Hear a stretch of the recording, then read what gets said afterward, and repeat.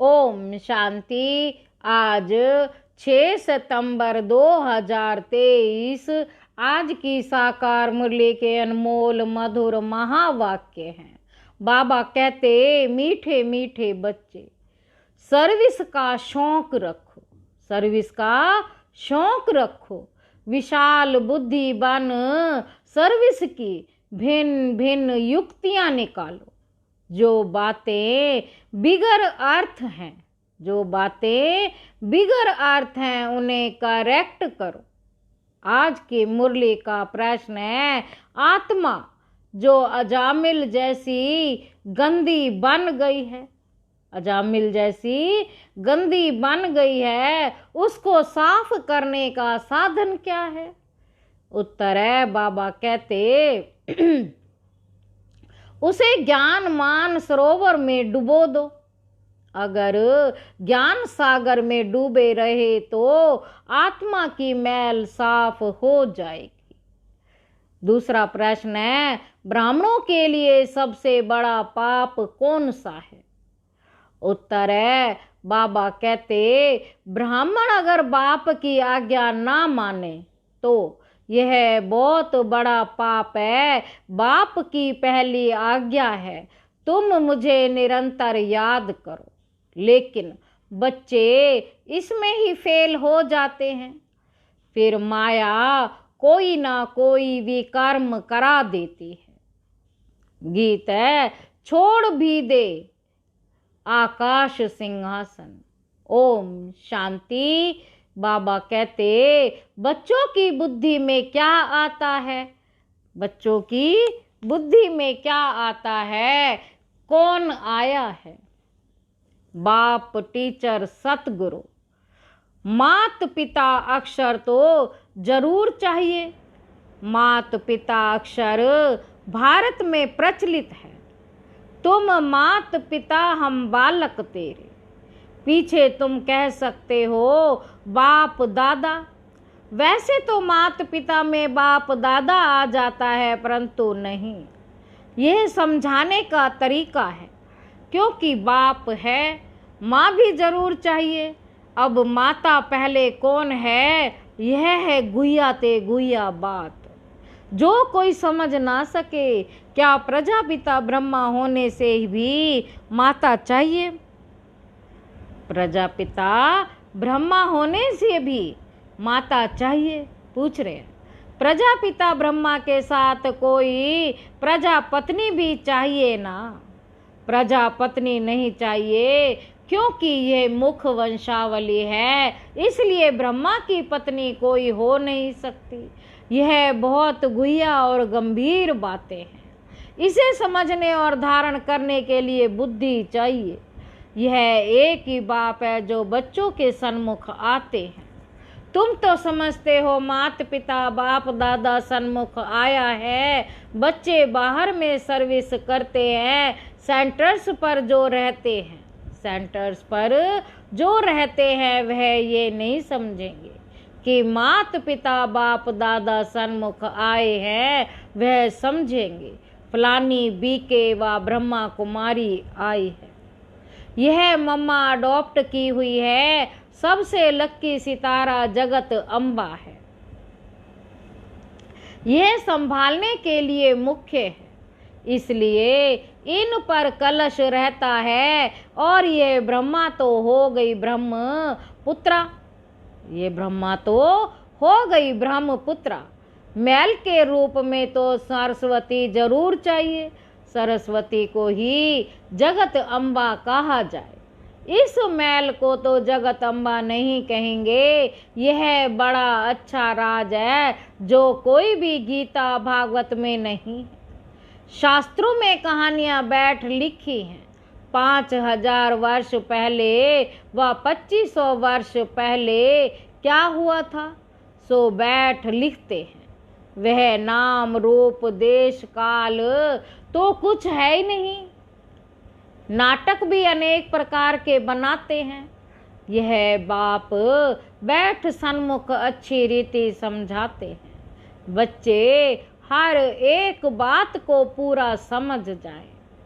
इन गीतों में भी कई बिगर अर्थ अक्षर है। अब आकाश तत्व तो यह है, इसमें तो हम बैठे हैं।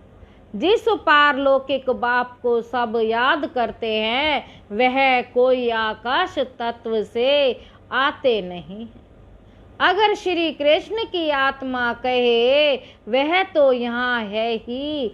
सब मुख्य मुख्य आत्माएं, धर्म संस्थापक आदि यहाँ ही है।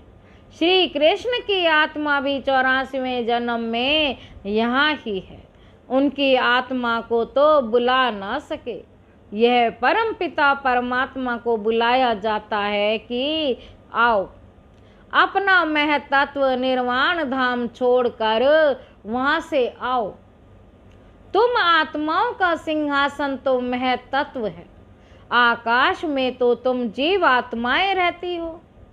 यह मांडवा है, खेल चलने का। जब गीत सुनते हो, दिल में आप ही करेक्ट करते जाओ।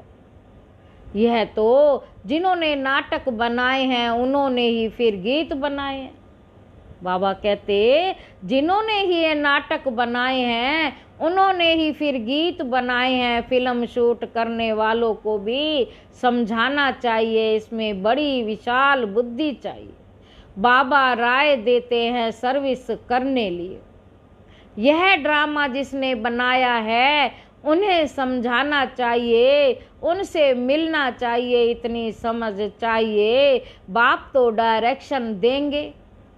बाप को तो जाकर नहीं पूछना है, बाप तुम बच्चों को डायरेक्शन देंगे। ऐसे करो, श्रीमत पर चलो। गीत है। वास्तव में धरती ये भारत खंड है। वास्तव में ही उनका आना होता है। भारत ही उनका बर्थ पैलेस है। सभी उस निराकार फादर को ही बुलाते हैं।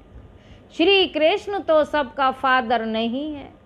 और मुरली जो दिखाते हैं, वह कोई काठ की तुतारी तो नहीं है। वह कोई काठ की तुतारी तो नहीं है जो श्री कृष्ण के हाथ में देते हैं। बाबा कहते, मुरली तो वास्तव में ज्ञान की है। God is of knowledge, Saraswati को कहते हैं। God is of knowledge, Saraswati को कहते हैं। राधे को नहीं कहेंगे, श्री कृष्ण को भी नहीं कहेंगे। यह तो जोड़ी है बाप और बच्चे की। सरस्वती को कहा जाता है गॉड इज ऑफ नॉलेज। बाबा कहते, सरस्वती को कहा जाता है गॉड इज ऑफ नॉलेज।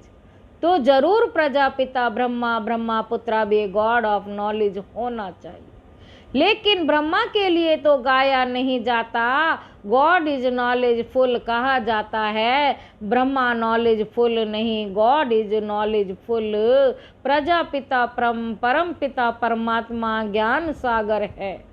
तो जरूर अपने बच्चों को ज्ञान देंगे। पहले पहले इनमें प्रवेश कर इन द्वारा दूसरों को देते हैं। इनमें सब लक्की सितारे आ जाते हैं। ज्ञान सूर्य, फिर चंद्रमा, सूर्य, ज्ञान सूर्य, फिर ज्ञान चंद्रमा, ज्ञान सूर्य, फिर ज्ञान चंद्रमा। ये ब्रह्मा हुए, फिर चाहिए ज्ञान चंद्रमा के नजदीक एक सितारा जो चंद्रमा के सामने खड़ा रहता है। वह बहुत तीखा होता है। उनको ज्ञान लक्की सितारा कहेंगे। उनका नाम सरस्वती रखा हुआ है। सरस्वती बेटी हो गई ना, यह तो बाप भी हुआ, बड़ी नदी भी हुई। बहुत बड़ी नदी है, बहुत बड़ी नदी है। बाबा कहते, सब नदियों का मेल सागर में होता है। सागर नदियों का मेला होता है। सरस्वती भी सागर में मिलती है, उनका मेला नहीं लगता। मेला ब्रह्मपुत्रा नदी का लगता है। ये नदी वंडरफुल है। मेल है नदी तो फीमेल को कहा जाता है। ये गुइया राज बहुत समझने लायक है, परंतु ये बातें पहले पहले कोई को नहीं बतानी चाहिए। पहले तो लौकिक माता पिता, पारलौकिक माता पिता का राज समझाना चाहिए। लौकिक माता पिता से अल्पकाल क्षणभंगुर सुख का वर्षा मिलता आया है, यह तो पक्का याद रहना चाहिए। दूसरा कोई दो बाप का राज समझा ना सके, वह तो जानते ही नहीं, गाते हैं। तुम मात पिता हम बालक तेरे। अब पिता सर्वव्यापी है तो माता कहाँ गई? यह समझने की बात है ना। माता चाहिए ना। मात पिता कहा जाता है निराकार को, परंतु यह समझते नहीं कि इनको माता पिता क्यों कहा जाता। वह तो गॉड फादर है, फिर कहते एडम और ईव, एडम ही ईव है, ये नहीं समझते। प्रजापिता ब्रह्मा वही फिर माता हो जाती है, एडम और ईव अथवा आदम बीबी कहते हैं, परंतु अर्थ नहीं समझ सकते। बच्चे समझ सकते हैं आदम बीबी वास्तव में ये है।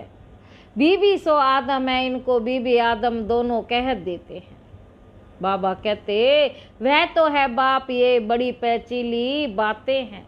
भारत में गाते भी हैं, तुम बात पिता हम बालक तेरे, ऐसे ही सुनी सुनाई पर गाते रहते। अर्थ कुछ नहीं समझते, सतयुग को बहुत दूर ले गए हैं। लाखों वर्ष कह देते, लौंग लौंग भी कितना, कहानी तो नजदीक की ही सुनाई जाती है। तुम समझा सकते हो लौंग लौंग यज्ञो यानी 5000 वर्ष पहले इस भारत में देवी देवताओं का अखंड अटल सुख शांति में जीव राज्य था, और कोई राज्य नहीं था। यह अक्षर कोई विद्वान आचार्य कह नहीं सकते। देवी देवताओं का राज्य था, मालूम होना चाहिए कैसे स्थापन हुआ, लक्ष्मी नारायण कैसे बने, कैसे उन्होंने राजाई स्थापन हुई। उनके पहले तो कलयुग था, बरोबर कलयुग का अंत अब है, और कलयुग के बाद फिर सतयुग होगा। सतयुग सामने आ गया है, जो लौंग लौंग था वे सामने आ गया। 84 जन्म लेते लेते अब कलयुग का अंत आकर हुआ है। अभी तुमको कहेंगे 5000 वर्ष पहले इन लक्ष्मी नारायण का सतयुग में राज्य था। अभी नहीं है, अभी टाइम आकर पूरा हुआ है, फिर ये लक्ष्मी नारायण का राज्य स्थापन हो रहा है। यह तुम्हारी बुद्धि में है, जिसके लिए तुम पुरुषार्थ कर रहे हो। यह है समझाने की बातें। यह तो सच्ची गीता आदि इसलिए लिखी जाती है कि कोई पढ़कर रिफ्रेश होते रहे। यह जानते हैं जो लिखा जाता है वह फिर प्राय लोप हो जाता। यह सच्ची गीता भी नहीं रहेगी। जो तुम लिखते हो वह सच्चा ज्ञान प्राय लोप हो जाना है। बाबा कहते जो तुम लिखते हो वह सच्चा ज्ञान प्राय लोप हो जाना है, और साथ साथ शास्त्र भी सब प्राय लोप हो जाएंगे। सतयुग त्रेता में शास्त्र होते नहीं, फिर कल्प पहले जैसे द्वापर से बने थे वैसे बनने लग पड़े। यह भक्ति मार्ग की सामग्री, रचना की सामग्री बहुत बड़ी है। तुम ज्ञान सेकंड में ले लेते हो, सारी रचना के आदि मध्य अंत को तुम जानते हो। अंगे अखरे तिथि तारीख सहित पूरा हिसाब किताब है। 84 जन्म सब नहीं लेते हैं, कोई 70 लेते, कोई 60 लेते, कोई 2 भी लेते हैं। वे सारा मिनिमम और मैक्सिमम का हिसाब है। पीछे आने वालों के जरूर नंबर वार थोड़े थोड़े जन्म होंगे, उसका भी विस्तार करना फालतू हो जाता है। तुम बच्चे नट शेल में समझ सकते हो। 84 लाख जन्म तो है नहीं, 84 जन्म भी हर एक नहीं ले सकते। ऐसे ही सिर्फ कह देते हैं 84 का चक्र है, 84 लाख जन्मों का चक्र नहीं गाया जाता। गीत पाप कपट की छाया पड़ गई है। गीत है पाप कपट की छाया पड़ गई है। अब रावण का राज्य है ना, आत्मा पर मैल की छाया पढ़ते पढ़ते अब बिल्कुल ही अजामिल हो गए हैं। इतनी मैल चढ़ी है जो साफ होती नहीं। उस मैल को निकालने लिए फिर गाया हुआ है ज्ञान मान सरोवर, उसमें डुबो रहे। जैसे जंक लगती है तो उसको उतारने के लिए घासलेट में डाला जाता है। यह भी जंक लगी है, इसलिए ज्ञान सागर में डूबे रहो। कोई पानी की नदी व ज्ञान सागर की बात ही नहीं, नदी व सागर की कोई बात नहीं। ज्ञान सागर जो ज्ञान देते हैं उसमें नॉलेज में तत्पर रहना है, गृहस्थ व्यवहार को भी संभालना है, उसमें कोई मत चाहिए तो लेते रहो, हर एक का कर्म बंधन अपना अपना। बाबा कहते हर एक का कर्म बंधन अपना अपना है, सर्जन सबके लिए एक ही दवा नहीं देते हैं। हर एक का कर्म बंधन, हर एक की बीमारी अपनी अपनी है। यह 5 विकारों की बीमारी महाभारी है। इस बीमारी को कोई जानते ही नहीं, ये कब से शुरू होती है। आत्मा को बीमारी लगने से शरीर को भी बीमारी लग जाती है। आत्मा में दुख पड़ता तो शरीर में भी पड़ जाता है। ये बातें शास्त्रों में नहीं है, वह तो भक्ति मार्ग का भक्ति कांड है। भक्ति को भी बाबा ने बताया कि पहले होती है व्यभिचारी भक्ति, फिर रजोगुणी व्यभिचारी भक्ति, फिर व्यभिचारी तमोगुणी भक्ति। जैसे जैसे भक्ति की भक्तों की आस्था वैसी वैसी भक्ति हो ही जाती है। ज्ञान भी ऐसे उतरता है, पहले 16 कला, फिर 14, फिर 12 कला प्रारब्ध जो बनती है वह फिर उतरती जाती।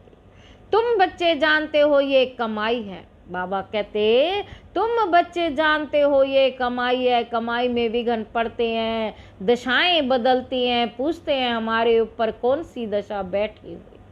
फिर वह लोग बतलाते हैं इस सच्ची कमाई में भी बच्चों पर दशाएं बैठती हैं। कोई पर राहु की दशा बैठती है, काला मुंह कर लेते हैं। बृहस्पति की दशा थी, फिर माया ने थप्पड़ लगाया तो राहु की दशा बैठ गई।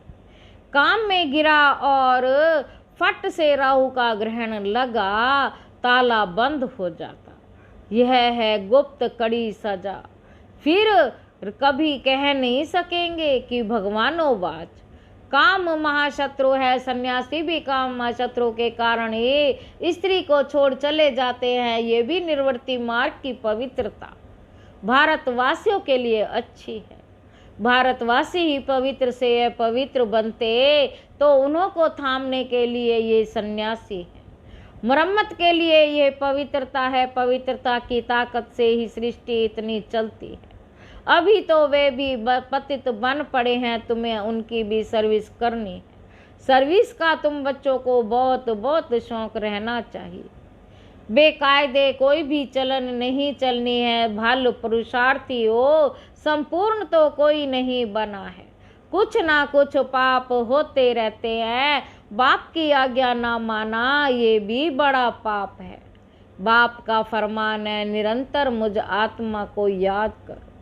निरंतर बाबा कहते मुझे याद करो। जानता हूँ कर नहीं सकेंगे, परंतु तुम पूरा पुरुषार्थ ही नहीं करते हो। जो करेंगे वह अच्छा पद पाएंगे। बाबा कहते जो याद करेंगे वह अच्छा पद पाएंगे। अच्छा मीठे मीठे सिक्की लदे बच्चों प्रति माता पिता बाप दादा का याद प्यार और गुड मॉर्निंग। रूहानी बाप की रूहानी बच्चों को नमस्ते।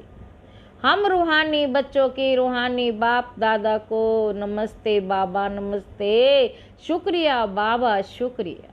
धारणा के लिए मुख्य सार पहला पॉइंट है 5 विकारों की बीमारी से मुक्त होने के लिए सर्जन की राय लेते रहना है।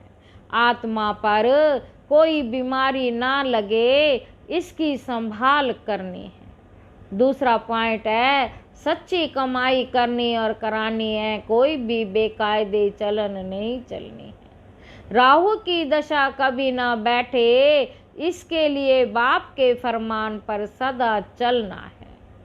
वरदान है याद और सेवा द्वारा।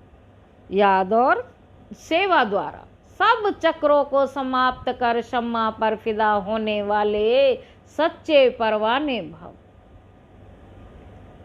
जो बच्चे याद और सेवा में सदा बिजी रहते वे सभी चक्रों से सहज ही मुक्त हो जाते हैं। कोई भी चक्र रहा हुआ होगा तो चक्कर भी लगाते रहेंगे। बाबा कहते कभी संबंधों का चक्कर, कभी अपने स्वभाव संस्कार का चक्कर।